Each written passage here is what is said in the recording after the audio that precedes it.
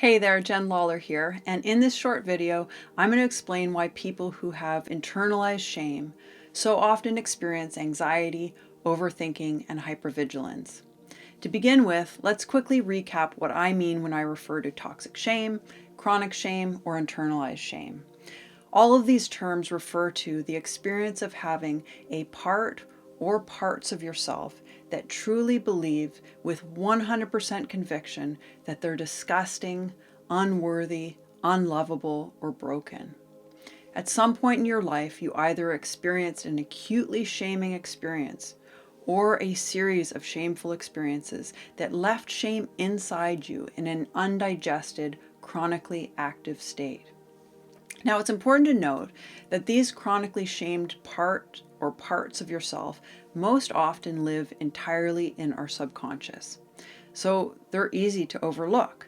It's very common for someone like, for example, a perfectionist, to overlook their shame because they've suppressed it for so many years.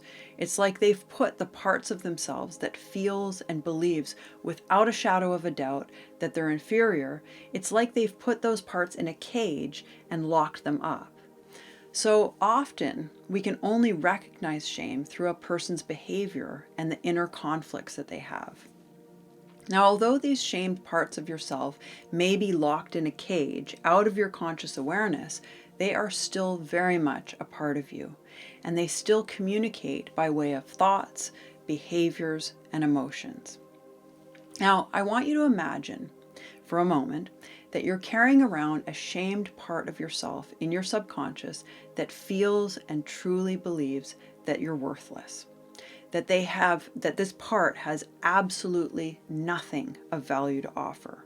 Okay? I know it's sad, but let's keep going with this example. So there's this part of you that's alive 24 hours a day, 7 days a week, all the time, that feels and believes that you're totally worthless, or that part is totally worthless. Whether or not you can consciously identify this part or not is irrelevant. Either way, this part of yourself is alive and it is a part of you, and it will express itself by way of thoughts, behaviors, and emotions. Now, at times, certain events, certain experiences will poke and trigger this part, and it will come into your conscious awareness as an acute shame attack. In this example, as extreme feelings of worthlessness. I'm a loser. I have absolutely nothing to offer, and so on. So as you can imagine, there is nothing worse than the feeling of shame. And so we'll do anything and everything to avoid having these shamed parts of ourselves from entering into our conscious awareness. We'll avoid situations that trigger it. We'll use our inner voice to crush it and suppress it. We are so afraid of the excruciating experience of feeling the worthlessness directly that we obsess over suppressing it. And this is where anxiety, overthinking, and hypervigilance come in. Can you see how stressful it is to live knowing that there's this shamed part of yourself that may get triggered and enter into consciousness at any moment? Can you feel how overthinking may give you some sense of control over a seemingly out of control situation? And finally, can you understand how you might constantly be on the lookout for potentially dangerous shame-triggering experiences? Yeah, it is intense, right? So of course, we invest a massive amount of energy into suppressing this part of ourselves. But here's the thing. Suppressing our shamed parts of self only makes things worse.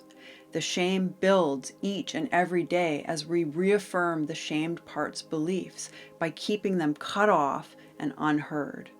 Now, as a self-directed healing practitioner, I know that the only way to truly resolve the anxiety, the overthinking, and the hypervigilance that goes hand in hand with chronic shame is to reconcile the shamed parts of self, to resolve their feelings of worthlessness, and to reunite them with the whole self.